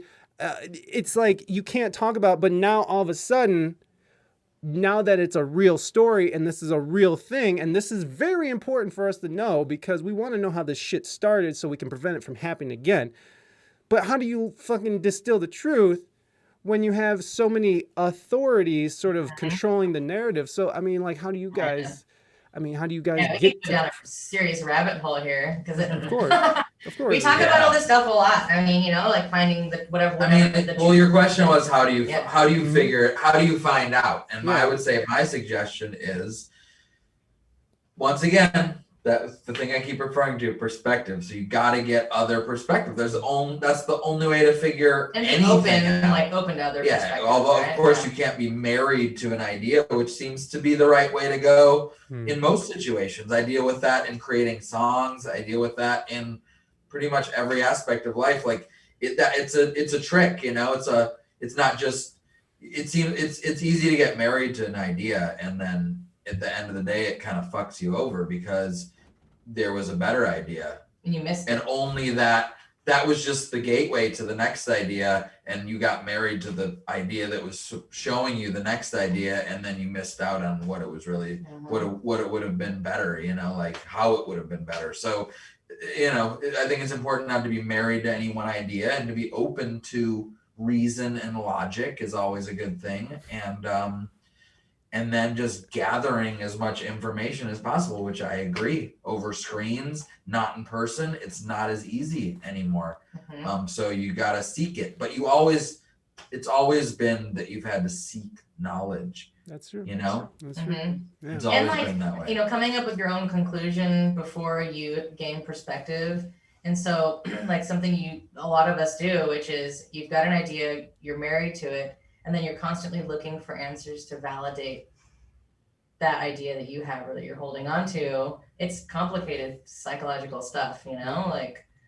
But I found that you really can get lost in being married to an idea that maybe isn't the best one. And I think that it's a skill to be able to let it go. It's all about moments. It's all about perspective. So in any moment, I think it's a good thing to be able to accept another idea, practice that, you know, because our brains, everything, Wipe the slate clean. it's all Like, about okay, let's think muscle this through. memory, you know. Yeah. If you train yourself to it being able to be open to the next thing as soon as it comes and not being attached to an idea, or you could be attached to that idea if within reason and logic it makes sense to be attached to that idea. So you're always coming to a crossroads. And who's to know what makes sense or not? And who's to know? You can only gather knowledge and gain perspective, you know? Yeah. Yeah. I mean, you know, like even when you talk about music, it's like you sort of getting out of your own way in music as well, you know, not getting married to this. Cause like sometimes when you go into a song, you have this fucking idea and you're like running it and it's like, it's not working. And like you see this other path emerge, but you're like, fuck that. I want this because I have this idea. But as soon as you start sort of drifting down this other path, the music sort of starts revealing itself to you, and you sort of let your guard down, and all of a sudden the muse embodies, you know, like, so it's like you kind of gotta get out of your own way with ideas, with art, with anything. It's like you gotta get out of your own way because you're gonna fucking you have to like stay in the trip flow. I yourself think up. like there's times like just we use our like real life examples of like just being in the flow. And when you're like working towards something, and it's one thing about like working hard and like achieving big goals, and it's like there's challenges along the way, but there's this other thing which is like the flow and being able to like stay in your flow. And when things just don't feel like you're like fighting something, you feel like it just isn't. You have to listen to your own intuition also, you know. Mm. I mean, like with a song, we're like, oh man, like we're trying to like fit something. What is it like? Square peg, round hole. We're like, it's just, that's not the flow. It doesn't feel right. And the minute you like switch to some other gear and start going in another direction, you're like, oh, that feels way better. Like it just seemed, it's obvious. Yeah. Well, it's the same thing you just said, Yeah. which is it when you give in to the next, like you're trying to stay married to some idea, and then some next idea comes, but you refuse to go down that road because you're so married to this one idea. And as soon as you let go of that first idea, because then you're forcing it, as soon as you let go, you drop into the flow of it, and then you start to feel the real inspiration that feels like, oh, there it is. Like it starts flowing, and there's what you were looking for. Right. And you were only not seeing it because you were lost on the last idea, you know? And how exhausting is it? I mean, you've been there. I'm sure you know it. I mean, you're only able to talk on this because you've experienced it. And so, how exhausting is it when you do ignore the path that's trying to present itself? I mean, Yeah, way harder than just dropping into the river and letting it take you, you know? yeah, you're fighting. You're swimming against the current, you know? It's like literally physically exhausting. It's like playing to a dead room. Like there's like two people in the room and they don't want you to be playing, so they're ignoring you, like just hardcore ignoring you. And by the time you leave the bar, you just dumped all this energy into this show, this performance, and with none of it reciprocated.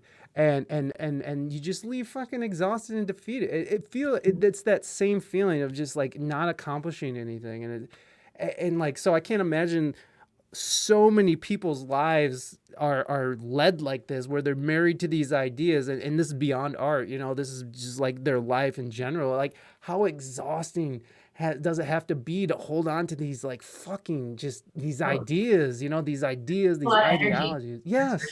So much. It's so much wasted, and just how tired do you have to be all the fucking time? It takes a lot of energy to be like shitty, you know, and like it's a lot easier just to be nice. I mean, or at least for me, I don't know, maybe not for some other people, but I just feel like, man, it takes a lot of energy to just be like rude about shit and be negative, and to be positive, that's just, it flows, you know? It's true. I like that lyric you guys have where it's like smile.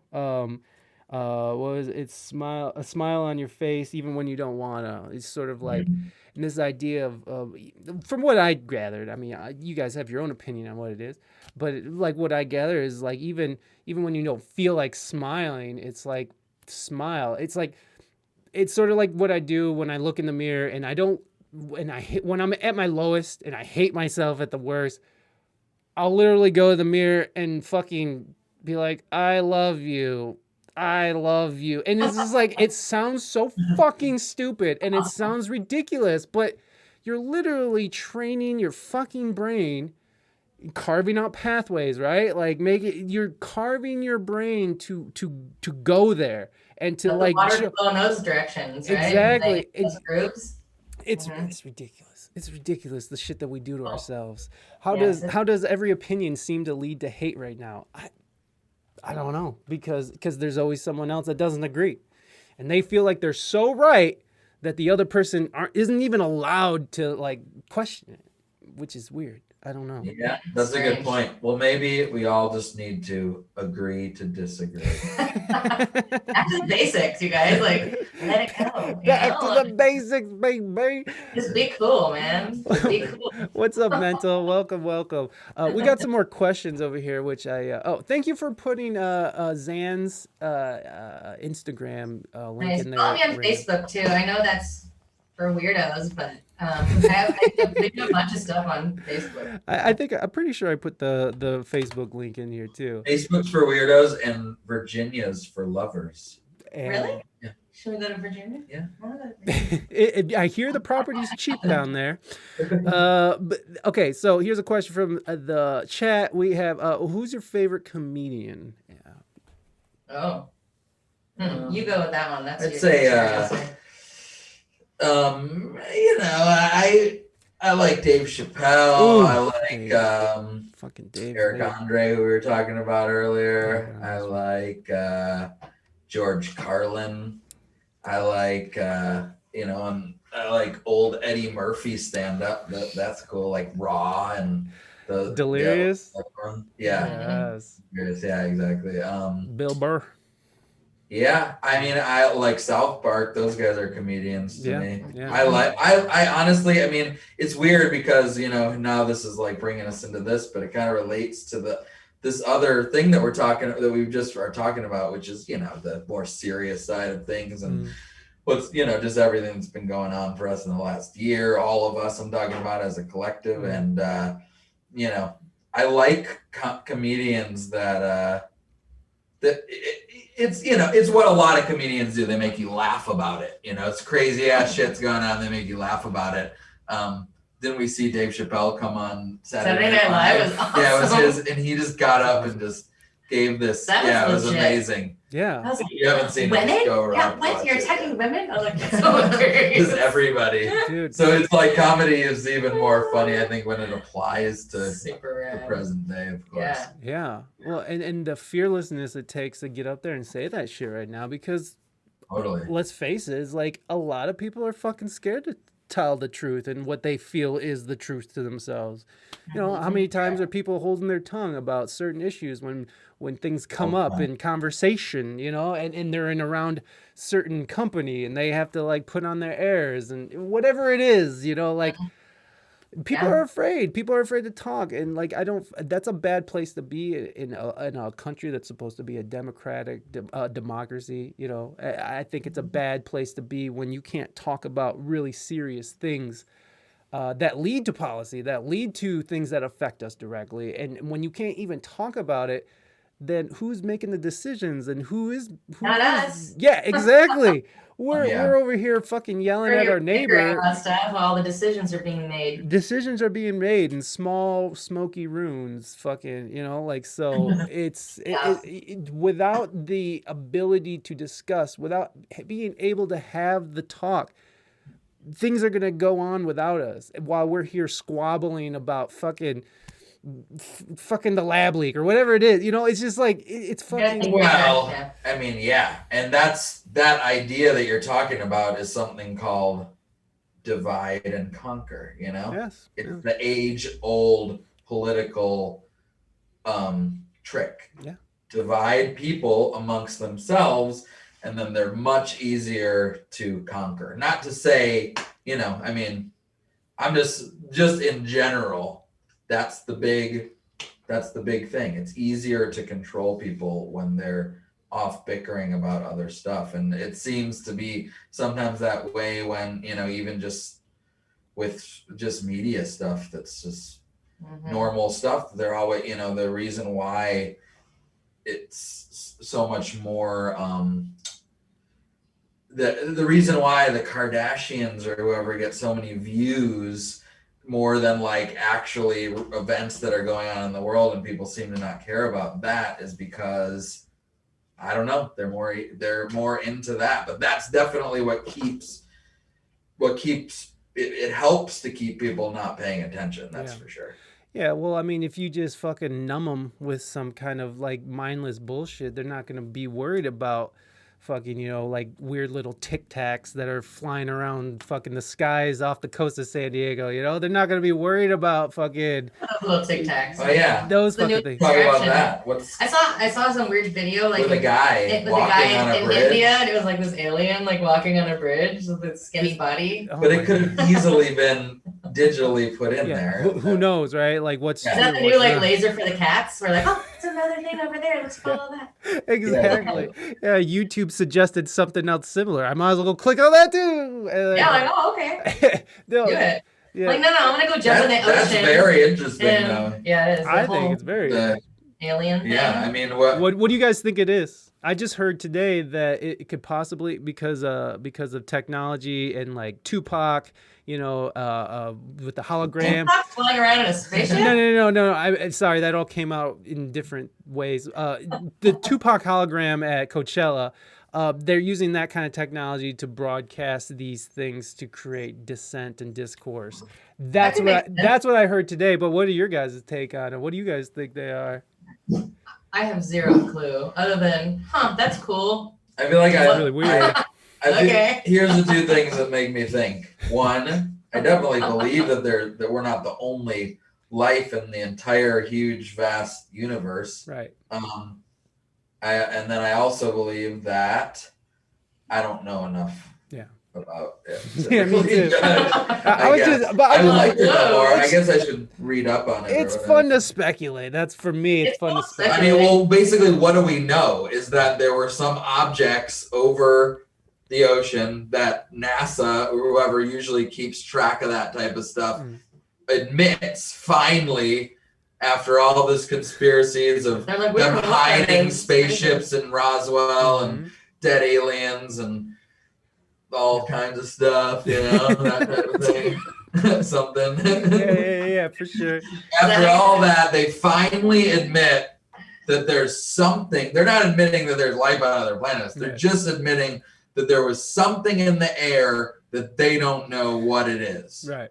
It's not any kind of was it It's so within Tupac. that In a spaceship. That's what it was. it's Tupac in one of those hand gliders. With just a He's like, reflector. "Stop Yeah, this." it's just Tupac's. We actually see 8% of the sky. Oh, well, thank you, mental. No, but apparently that's just the tip of the So were iceberg. they real? They were objects. Did anybody get any shots of it besides like just Just that. light in the sky? Yeah, well, that's the thing that Neil deGrasse Tyson was saying. It was like, with all this technology and all these phones, you're telling me that all we get are these granular little shitty things that are floating around in the sky? He's like, why isn't there no aliens? Where's the aliens? Yeah, You know, aliens, let's do some stuff. Let's make some music together. let's collab, son. Alien music. Hell yes. Boop, boop, boop, boop, boop, boop, boop. That's a little too terrestrial for them. Okay, we have a couple more questions here. Let's see. Reina Mystique says, wait, hold on. You guys know Sunshine Can too? I was recently introduced to her through 420 Pinups, hoping to collab with her. Do you guys know Sunny from 420 Pinups? Or from... We know Yeah, Sunny. we know Sunny. Wow, that's awesome. Do you guys know her personally? Yeah. We do. She was actually jamming bass with us for a little while, a short little stint, but she lives up in Santa Cruz. She's not like in town. So the traveling, especially with the whole pandemic thing, got a little much, but she's a great gal, and we have a lot of props to her, and she's got Sunny's a got great all kinds of live cool style, man. stuff going on. She right does a lot now, of cool too. interviews too. Yeah. Oh, I didn't know she interviewed. I mean, I just knew her as a On her photographer. Sunshine Show or something. I That's think what it's called, right? Facebook Sunshine Show? and maybe Because YouTube. she also shoots for Suicide Girls too, right? Mhm. She has like she's actually pretty big in the photography world and like the Yeah, modeling. she rocks some cool style, man. She is like I love her eye, and she's taken pictures of my wife before, several shots. Nice. And like she just Reina is which is my wife. She's in chat right now. Reina is the official musician for 420 Pinups. So like Oh, nice. she'll go out to like shoots and just walk around and play music for the models. Oh snap! Hey, we need some models at our shows, so Well, we have the hookup. We need some Suicide We Girl need some models. Suicide oh, that's a different thing. promotions and all kinds of stuff. So anyone you want to send our way, I got pay. it. I got the wrong person. I got it all mixed up, guys. I'm an idiot. Sorry. I'm an idiot. I got it all mixed up. Anyways, I know what you're talking about now. It makes sense to me too. I got you. I just go. Okay, I Yeah. just go.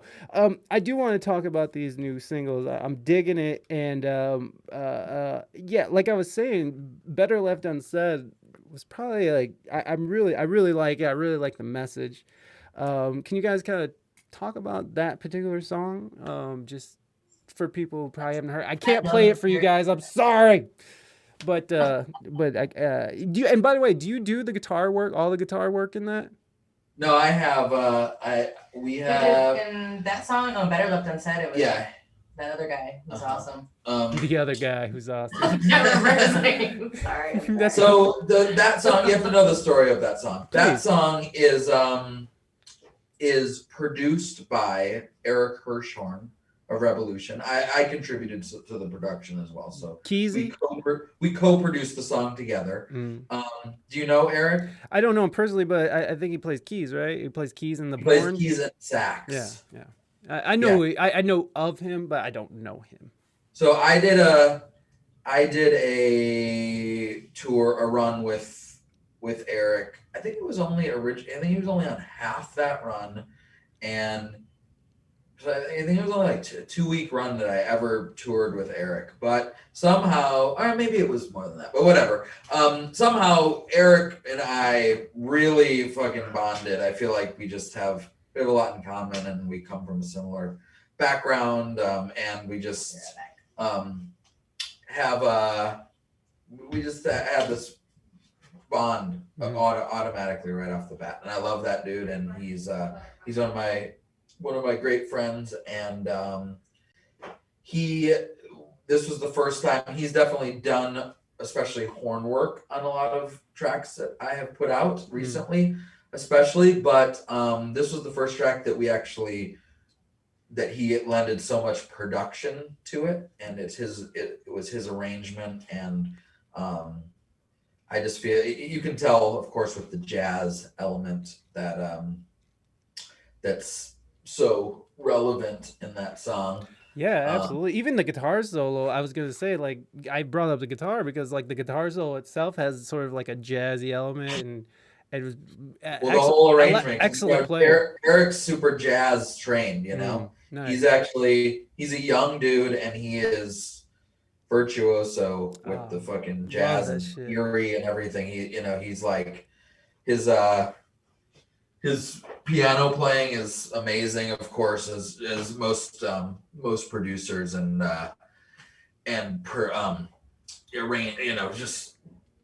he's basically he's a maestro, he did some production at a Tribal Seed show. Did you see that? No, he came out with like the sport coat and did some conducting. Oh, I did.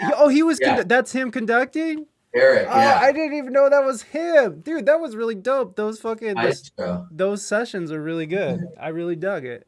That's cool. Hell yeah. Yeah, so Eric, it's all his arrangements. Great guy, great human, and that's actually his buddy, and I'm drawing a blank on the guy's name because he has a name that I'm not used to, but I'll have Zan post the link when she gets back. Oh, good. To his Instagram, because he's a great guitar player and a super cool guy also, but he's Eric's boy from I'm pretty sure they're both up in Long Beach. That's the guitar work, and he is that crazy jazz soloing. It's like he's a shredder for sure, Hell yeah. But what do you when you have people listen to that, and I never really hold people to the flame for this question, but like, what is this song, when you wrote it, like, the meaning for you? Because I know people are going to take it differently. Everyone's going to take it differently. And, you can answer this or not. I don't want you to. No. But what is it? Honestly, the theme of that song is very relevant to my everyday runnings. I think it's something that we all can relate to, which is you gotta sometimes put your money where your mouth is, and somehow to say that, and it's basically like, let's just actions speak louder than words. All these sayings that we say that we know is true. The proof is in the pudding. Yeah. That's another one. Yeah. It's basically that's the idea of it, that we're, don't tell me about how great you are. Everybody does show that. us how great just you are. Do something be great. Be cool, be nice, be a great human. Right. Take care of the people around you, Exactly. Just don't be greedy. Add actions. Do the actions. That's really what matters in this life, I think. It's like, I think that some bad shit has been built on good intentions, Yeah, absolutely.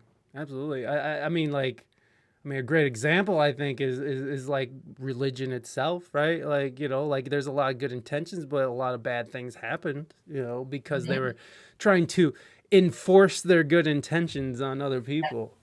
Yeah. Yeah, Instead of just, exactly. instead of Yeah, just being it's good, at a like, certain just- point Yeah. it becomes unreasonable, which is another term I use all the time. You know, we always I'm have the always reasonable, unreasonable judging test. I'm like, reasonable, unreasonable, reasonable, Yeah. unreasonable. Is this reasonable? Because a lot of people try to give you some really unreasonable shit. something you lot. should always And ask call it yourself. reasonable. They coat it in a fucking thing. They coat some dog shit in a chocolate coating and try to give it to you as a You're cake. like, still smells like dog shit. That's unreasonable. Yeah. Smell it. I can You know? smell it. I can smell it. And then that line, even when you don't want to put a smile on your face, my grandfather, who had a really hard life and was, smuggled out of Hungary when he was 12 years old in a horse and buggy and never saw his mom again, and went to work for a friend of a cousin in Philadelphia at a movie theater for $6 a week or something, just like the Wow. classic immigrant story. And he built Yeah. a home and a family and Mhm. built his American dream, and he was a great man. And he used to always say, he had the number of muscles it takes to frown. He knew however many muscles, and then however many muscles, which was a lot less, to smile. So he'd always reference that Yeah. whenever you were like frowning or you had a bad look on your face. He'd always say that, Yeah. give you that statistic of how many muscles it takes to frown. how Just many like it putting a takes lot to of smile. energy into being a jerk. Yeah. Yeah. It takes a lot more than just. It does feel. It does feel like it's harder to go than it does to go. Mhm. "Hee." Yeah. Hey, your favorite today. Yeah, putting money into and it's the same thing we were talking about earlier with swimming against the current. It's so much more energy to swim against the current than to just go with it Go and with it. smile and Oh man. Yeah, for On sure. a side note, I just had to walk away for a minute because I heard the dog barking and I was like, oh, she probably just wants water. Mhm. And we have chickens. Oh my god. And the chickens are like they're all like, what's going on? There's always some chicken drama. There's a lot of chicken. Do you drama. guys- They're like, it's crazy. I don't even know. So they're all like huddled under like this little. They're like free ranging today. They're out like. They're eating a lot. They're just of out like totally bugs fucking and up the yard leaves. right now, like just having a party right now because we're not out there to watch them. And Whoa. and they're like huddling under this little planter box thing, and there's like birds all in the sky. Did you Like, put 'em in bed? yeah, they're like. Okay, Like, okay. get Well, out then there. why don't we do this? Why don't we? Do you guys feel like playing a song? Do you guys feel like let's doing do it? it. Okay. Why don't we play a song and then let our guests go for the day so they can go save their chickens? No, we can just do this forever. We're like 2 hours is a long time. We're like, shh, you have 2 more hours. No, I understand when you're sitting there like I don't know anything about what's about to happen, and you want 2 hours of my time. Okay, okay. Give us 1 second to get them set. Give me 1 second to reset up your scene. I want you guys to look good, and then so we'll be right back, guys. Give us 1 second to reset up, and we're gonna get a performance from our guest today, Jus Goodie. Don't leave. Hey, don't leave. Don't you go anywhere. We'll be RB. All right, guys. We'll be right back.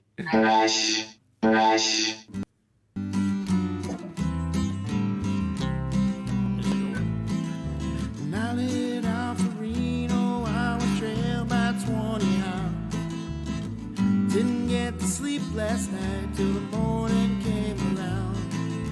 Said I'll run, but I'll take my time. A friend of the devil, a friend of mine. If I get home before daylight, just might get some sleep tonight.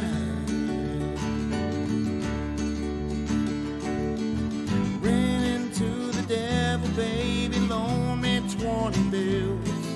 Spent the night in Utah in a cave up in the hills. Said I'll run, but I'll take my time. A friend of the devil is a friend of mine. If I get home before daylight, just might get some sleep tonight.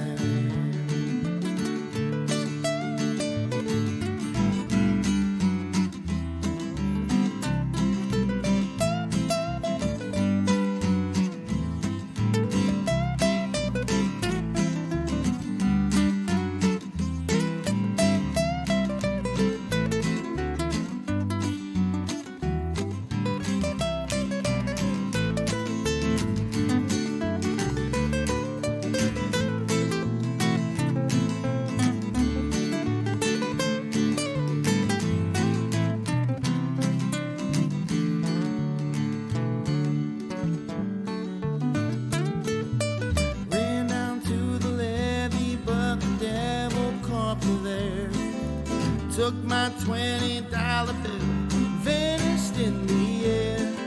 Said I'll run, but I'll take my time. A friend of the devil is a friend of mine. If I get home before daylight, just might get some sleep tonight. Got 2 reasons why I cry away each lonely night. First one's named Sweet Anne Marie, she's my heart's delight. Second one's Prison Babe, sheriff's on my trail. If he catches up with me, I'll spend my life in jail.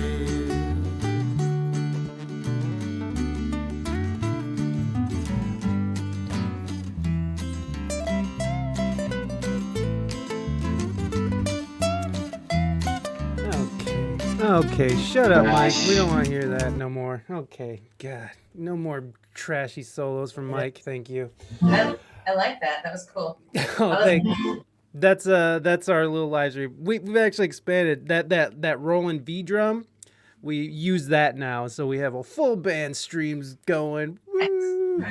Yeah. Amazing. Anyways, you guys go ahead. You guys take it away. Let us know what song you're playing, and just What are we gonna do? go ahead. We're gonna do Light on the Runway, but I think we should do Changes because you played that live version. That's That a was good the version. last one. Yeah. Yeah, it's hard to compete with Thanks. that.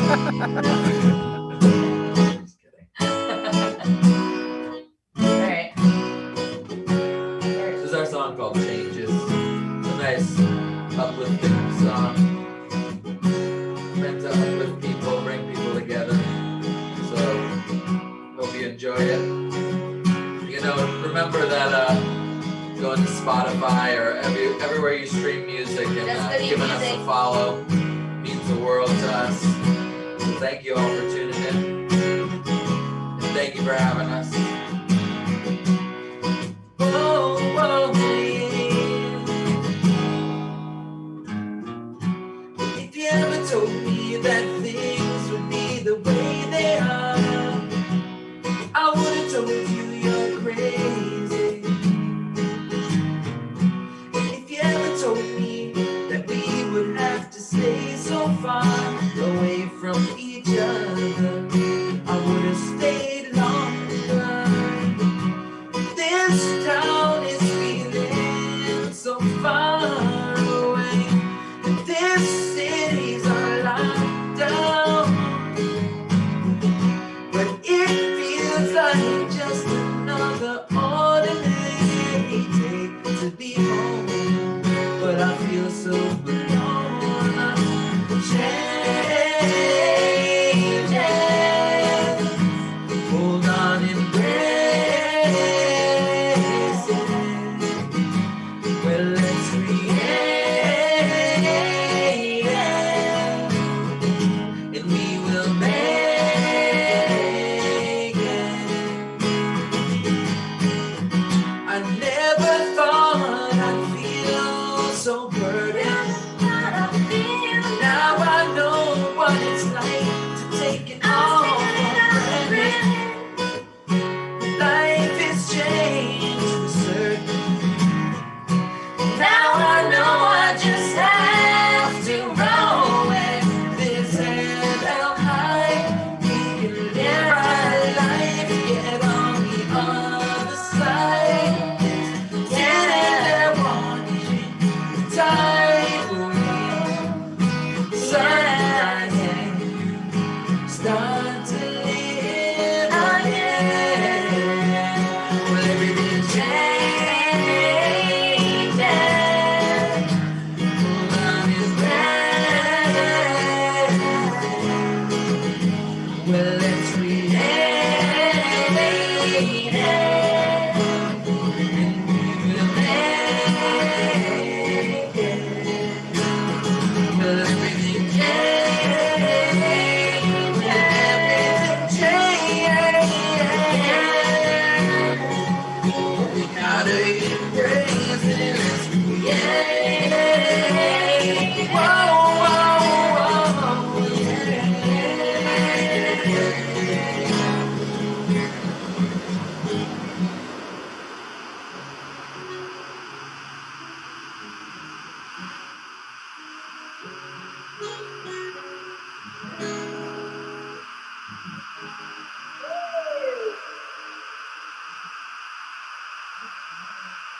Oh, okay. I don't know what's going on, guys. Do you guys hear that sound? Yeah, I was like, I heard it during the song. I was like, what is that? I have no idea. I apologize deeply for that. That is terrible. Oh, Should we do it? Oh, there. Where'd it go? Oh, you muted and now you can't hear it. no, you're good. It just happened. It happened right at the end of the song. Oh. So it wasn't the whole song. Thank God. I'm so sorry about that. Zoom I was in. like, I was like, is there like a fire hose in our house or what? That's like, what's happening? Yeah, I know. I'm sorry. That was just ridiculous. Look at this now. Look how professional we are here. We're gonna just. Oh, nice. You know what? Why don't we do this? Why don't we come back? No Cypher Deluxe today, guys. No one signed up anyway. So let's just show our friends out. And thank you guys so much. Mighty, thank you so much for those biddies. I appreciate it. Thank you all for all the subs. I really appreciate that. Jus Goodie, Zan, thank you guys so much for your time. I really appreciate it. I had a great time chatting with you guys and getting to know you guys a little better besides just the music. So again, how can people find you and what's your plans for the summer? Oh man, well, justgoodiemusic.com, our website. We're on all socials, and now we have a Twitch. So hey, well, you're gonna have to give me some tips. I don't know. Yeah. We'll Link figure it us up on Twitch. there you go. And we will be touring. We're playing. We're gonna announce some shows here really soon. Oh, We're lining them up. And gonna knock them out. And then we have some new music out. We have an awesome new single out next Friday. Oh, pre-save that. Pre-save to the beach. We'll be posting that. Actually, we're posting it on Summertime the socials anthem today. to the beach. what's the name of the song? Classic, like we were talking about before, classic California reggae. Nice. And are you doing the production on that as well, or are you? Okay. Well, that was with Loud City. Loud City. We're in Seattle. Yep. Oh wow! So you're working. You guys are working with just everybody then. Anybody's We not were- anybody. I'm not saying Anybody and everybody. anybody. Just whoever it And just is. love your rhythm. If it's Yeah. good, we'll voice on it. We love it. Yeah, we're always open to We love collaborations, and I think the most magical music has been made. There's a rhyme for you. When Oh no, my I God! thought I I'm just sorry, heard- guys. Sorry. That was awful, guys. I'm sorry. I'm so sorry. No, it's the stupid thing. I'm trying to shut these tabs and they're just automatically going. Sorry, guys. Please Awesome. continue. let's just turn this into Eric Andre. There you go. Yeah, can I just dump some water on somebody? Push me off my cajon right now. break your desk apart. Yeah, you're on a cajon. Nice. I like Yeah, that. hang on a cajon. The cajon love around here. Well, all right, guys. I'm on it backwards actually. I'm like, So yeah, check us out. There's all the dates. Did we say all the dates of the shows? Oh, we do have we're gonna be doing Copa, Arizona. Copire, but we haven't released In everything on October. our socials yet. Like we've There's a leak. We just leaked that Yeah, you just- information. yeah, never mind. Erase that. And so go to the website. Everything will be posted on there. We're doing all kinds of giveaways and We're playing San Diego incentive really type soon, stuff. and It'll all be posted when that goes down. We're trying to go live on socials too, as often as we can. So tune in, and we got a just lot of follow content. us everywhere. We go live on Facebook a lot. Yeah, Instagram, we go live and there's like one person watching, which is usually me watching us. Yeah.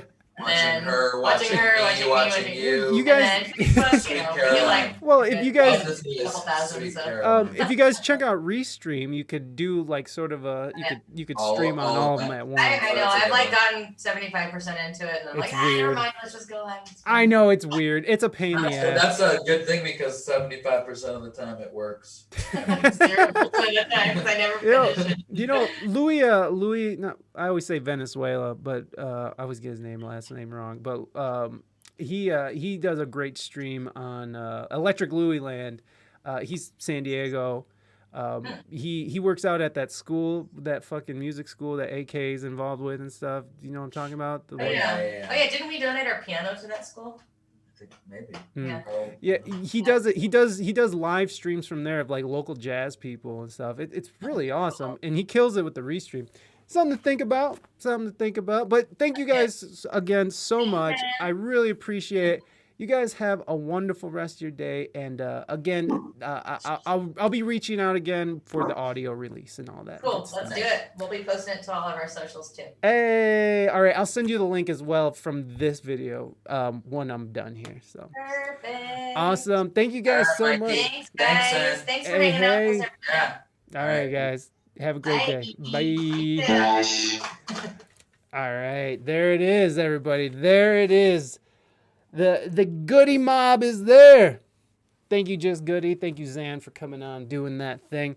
Okay, who we gonna raid, guys? Who we gonna raid? I wanted to let them go before. Usually, I keep the guest on while we raid because I like to, just keep everybody involved with the whole process. But they had chickens they had to rescue, and so I'm not gonna keep them from their chickens' safety. My God, that's their friends. That's their friends and their food and their everything. It's their everything. Everything. I don't know who to raid. Who we raiding? Oh, a basil. Is that what we're doing at the end of the stream here? All right, I'll get the bass. You're actually gonna get the solo like right away. Hold on. Animalonica solo? You guys. Mental.